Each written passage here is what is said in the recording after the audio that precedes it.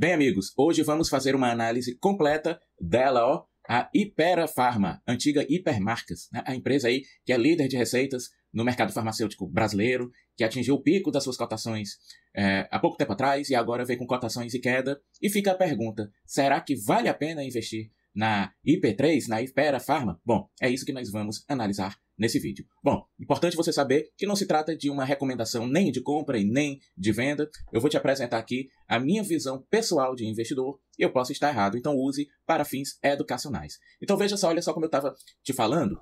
Você observa que a empresa, ao longo dos anos, veio aumentando ali as suas cotações, aumentando, até que em 26 de outubro de 2022, ali, por volta do final de outubro, atingiu a sua cotação máxima, por volta de R$ 47,00, e aí ela foi, ó, baixando o preço das suas cotações, e hoje está ali por volta de R$ 30,00. Então veja que é uma empresa que aumentou muito de preço nos últimos anos, e depois veio uma quedinha. Será que isso aí é uma correção? Será que é uma mudança de rumo? Será que é uma tendência de a empresa se desvalorizar? Bom, vamos analisar nesse vídeo. Mas observe, ó, que quem comprou a Hypera há um mês, há 3 meses, há 1 ano, há 2 anos, até que está no prejuízo. Mas quem comprou há 5, 10 anos, ó, tá vendo aqui? Tá ganhando dinheiro. Então, é aquilo que eu sempre falo. As empresas, no longo prazo, revelam uma tendência sempre forte na direção do crescimento. E as cotações acompanham os lucros. Então, é muito raro a gente ver uma empresa boa que, no longo prazo, dá prejuízo, né? Vamos lá. Para você conhecer um pouco mais a Hypera Pharma, é uma empresa líder no mercado farmacêutico brasileiro, é uma empresa que seguiu uma estratégia de aquisições, ela era uma empresa multimarcas, né, tanto é que era chamada de hipermarcas, e ali a partir de 2008, 2009, começou a se concentrar mais no ramo farmacêutico, e de 2017 para cá, ela fez uma série de aquisições, e aí se tornou uma empresa de fato de produtos farmacêuticos. Então é uma empresa que tem no seu portfólio medicamentos, vitaminas, suplementos, produtos de higiene, cuidados diários, dermocosméticos, né? E além disso, é uma empresa que tem uma estratégia forte de pesquisa e de desenvolvimento, né? É uma empresa que está sempre investindo somas de capital bem consideráveis para desenvolver novos produtos. Tanto é que a empresa informou na sua última divulgação de resultados que tem nada mais, nada menos do que 500, olha só, 500 produtos em desenvolvimento para serem lançados nos próximos anos. É muita coisa, né? Só precisa aí 1% de tudo isso dar certo para a empresa crescer muito. E aqui, ó, você vê a relação de marcas que a empresa já tem, né? Aí tem ali a Addera, Benegrip, o Biotônico Fontoura, Buscofen, Buscopan, Cepacol, Coristina D, Engov, Dramin, Nutarete, Nebacetin, Neoquímica, Neosaldina, então é uma Rinossoro, uma série de medicamentos aí, marcas que certamente alguma delas você também já ouviu falar, né? Então você pode observar aqui pelas imagens, né, ó, que é um portfólio de produtos bem diversificados, né? Bom, então vamos lá fazer a nossa análise da empresa. O primeiro quesito que eu sempre gosto de observar é a renda passiva. Toda empresa tem como missão gerar riqueza e distribuir essa riqueza aos seus sócios. Será que a Hypera está fazendo isso? Bom, hoje ela está com uma cotação, no dia que eu estou gravando esse vídeo, de R$ 30,26, e o lucro dela em relação a essa cotação está em torno de 8,89%. E o seu dividendo em torno ali de 4,12%, né, com um payout de 11,83% na data de hoje. Tá? Então vamos lá. O que isso revela? Primeira coisa, olha só que coisa aqui interessante. Quando a gente observa o lucro que a companhia apresenta diante da quantidade de ações, você percebe que o lucro por cada uma ação ao longo dos anos está crescendo. Quer dizer, cada ação da empresa gerava 64 centavos de lucro em 2014. E em 2023, R$ 2,60. Então você consegue perceber que aquela pessoa que comprou as ações da empresa em 2014, hoje está recebendo 4 vezes mais lucros do que naquela época. Então isso é que é muito interessante a gente observar numa empresa, quando os seus lucros crescem ano após ano. O dividendo não é um dividendo grande, não é um dividendo, né, que a gente diga, nossa, que coisa magnífica, extraordinária, mas você percebe que tem crescido, né? A média é em torno ali de 2,3%, mas hoje está em 4,12%. A gente vê que a linha aqui, ao longo dos anos, é crescente. O que dá uma pista para a gente de que a Hypera pode estar migrando, fazendo uma transição de uma empresa que antigamente era eminentemente de crescimento, que estava se consolidando e crescendo no mercado, para uma empresa que pode virar uma empresa de valor que paga dividendos aos seus acionistas, né? Quem sabe ela não esteja caminhando para esse futuro. Perceba aqui que o payout aumentou ao longo dos anos, né? Está com uma média de 31%, né? Mas já chegou aqui ao patamar de 80%. Então, veja que a empresa tem caminhado nesse sentido de pagar maiores dividendos de fato, né? Quanto à precificação, será que está cara ou será que está ficando barata a Hypera Pharma? Então vamos lá. A relação de preço por lucro hoje é de 11 anos. Quer dizer, que pagando os R$ 30 que você paga hoje na cotação, considerando os lucros que a companhia gera, em 11, pouquinho mais de 11 anos, você receberia esses R$ 30 de retorno em lucros da companhia, né? A relação de preço que você paga hoje pelo patrimônio está em 1,6. Um pequeno ágio aqui sobre o patrimônio. A relação em relação ao lucro, ao caixa gerado, né, o lucro operacional, em torno de 7 anos, e a relação de preço pela receita que a companhia gera, em torno de 2 anos. Não é uma empresa super barata, mas também não é uma empresa cara. Porém, veja só, se você observar aqui a relação preço sobre lucro, observe que já foi de 26 e agora está em 11. Quer dizer, o valuation da companhia está ficando mais barato ao longo dos anos, o que pode ser também uma pista de que ela está deixando de ser uma empresa de crescimento e se consolidando como uma empresa de valor. Quer dizer, ela não é uma empresa ainda super barata, mas ela já está bem mais barata do que já foi, né? E ora, com o lucro aumentando e ela estando mais barata, me parece que é uma relação interessante. A relação de preço sobre patrimônio está hoje em 1,64 para uma média de 2, né, de 2,17. Mais um indício de que a companhia pode estar barata. O preço sobre o caixa gerado, olha só, que já foi de 20,82, hoje está em 7,48. Outro indício de que a companhia pode estar realmente barata. E, de novo, ó, preço sobre receita, que já foi de 6,8, hoje está em 2,3. Então, de fato, né, os números mostram que hoje a companhia está mais barata, considerando os seus múltiplos, os seus indicadores, do que estava, por exemplo, há 4 anos atrás, né?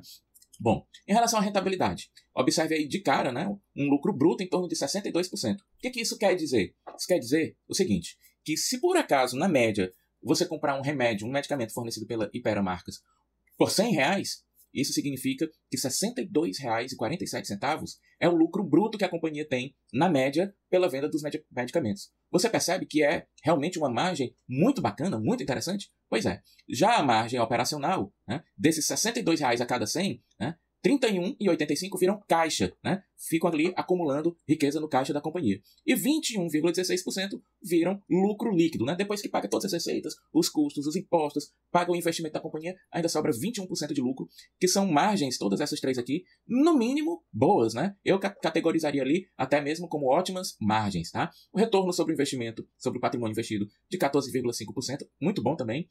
E o lucro sobre o capital investido, 11%, né? Quando você vê aqui lucro sobre o capital investido menor do que aquelas outras relações aqui, você pode constatar que a companhia tem aqui um endividamento, que ela está utilizando o capital de terceiros para gerar essas margens aqui. Mesmo assim, o ROIC, né, ainda está bem interessante, tá? 11%.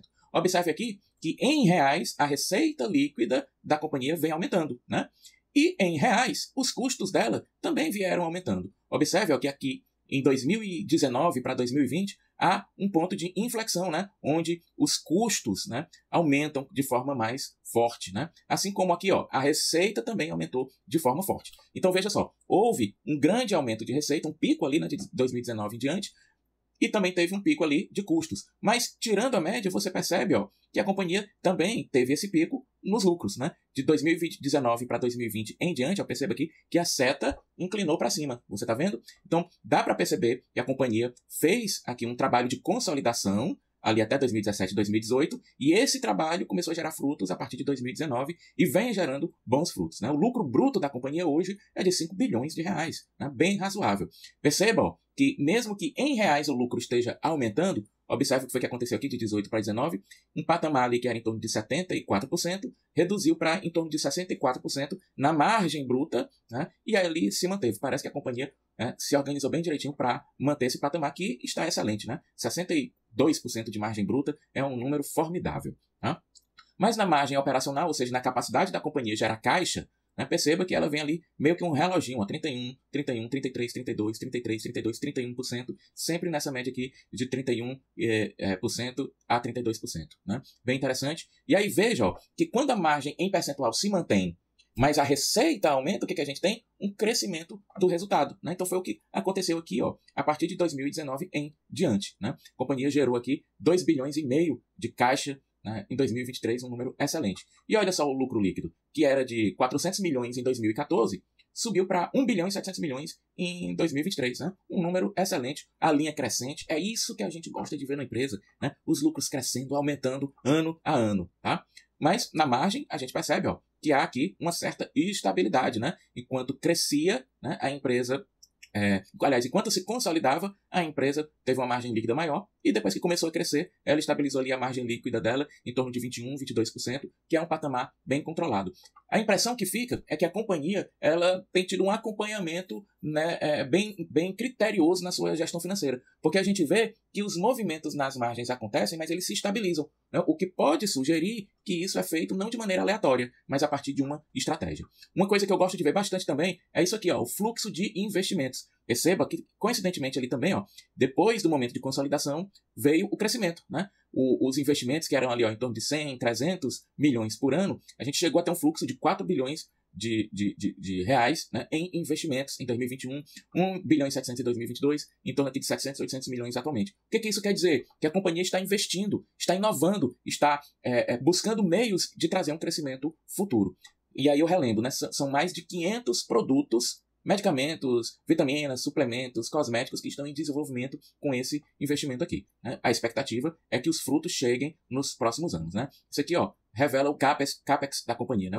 O investimento que a companhia fez, né, nos últimos anos. Novamente aqui, ó, a gente vê uma mudança de 19 para 20 e depois, né, uma acomodação aqui dos valores. O ROI, retorno sobre investimento da companhia, segue ali meio que um reloginho, né, em torno ali entre 13% e 16%, sempre dando aquela variadazinha, né? O retorno sobre o capital do acionista também, né, mantendo ali uma média nos últimos anos em torno de 11%, mas perceba que a linha ao longo prazo é crescente. Então, é uma companhia que, em todas as margens, vem apresentando bons números, né, margens muito boas, de boas para ótimas, e números em reais, números absolutos, crescentes, né? Quanto ao endividamento, não poderia ser diferente. Observe que hoje a companhia tem uma dívida bruta de 10 bilhões e meio. Porém, o patrimônio dela, olha só, é de 11 bilhões e 700, ou seja, ela tem mais patrimônio do que dívida.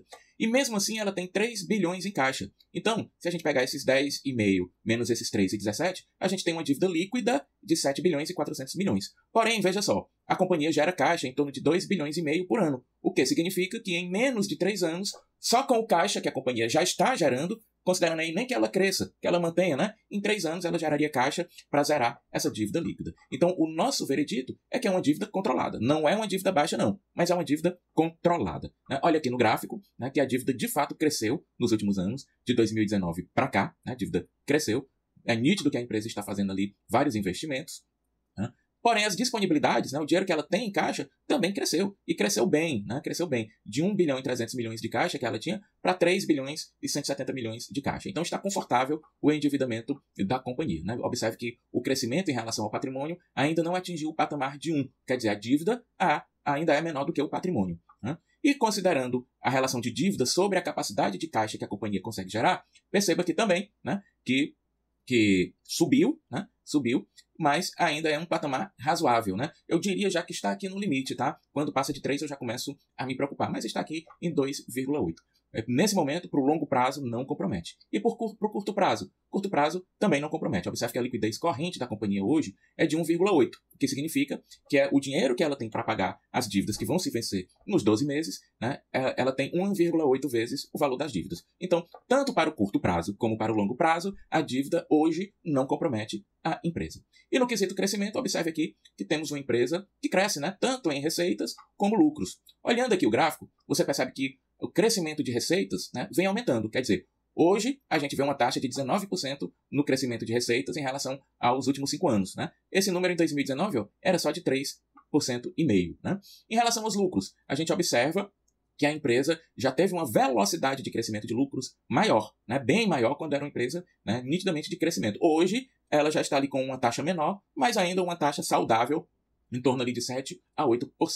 Na margem de segurança, pelo critério de Bazin, não tem margem. Por quê? Porque o critério de Bazin considera os dividendos. E a gente viu que não é uma empresa que paga altos dividendos. Então, pelo critério de Bazin, a empresa estaria cara, né? Para Bazin, quando a empresa não paga mais do que 6%, ela começa a encarecer. Já pelo critério de Graham, né, ainda teria ali em torno de R$3 de margem de segurança. Né? O valor justo, segundo a fórmula de Graham, seria R$ 33,45, o que dá, na data de hoje, uma margem de segurança em torno de 10%.